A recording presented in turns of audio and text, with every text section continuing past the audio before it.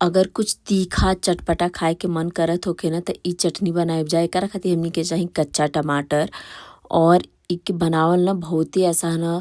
7 से 8 मिनट में बन के तैयार हो जी। कच्चा टमाटर के धो के हमनी के कट कर लेबे के और हमनी के चाही लहसुन, हरी मिर्ची और धनिया। एगो बर्तन में या कढ़ाई या पैन में आप लोग सरसों का तेल डाल लब जाओ माल जीरा, लहसुन और हरी मिर्ची।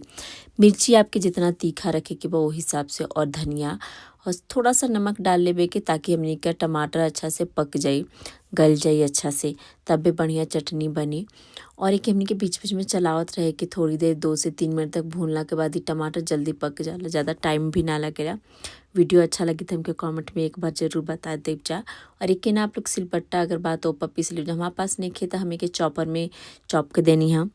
अच्छा अगर आप लोग को थोड़ा सा भी रेसिपी पसंद आई ना तो लाइक ज़रूर करब जा। अच्छा एक ही बर्तन में निकाल के उमा डाले के थोड़ा सा सरसों का तेल, लहसुन, हरी मिर्ची, प्याज और हरा धनिया और नींबू का जूस। अच्छा अगर आप यूपी बिहार से बनी तो ई ज़रूर ट्राई करब जा। आप सरसों का तेल में ही बना के खाइब जा तो ज़्यादा बढ़िया टेस्ट आई।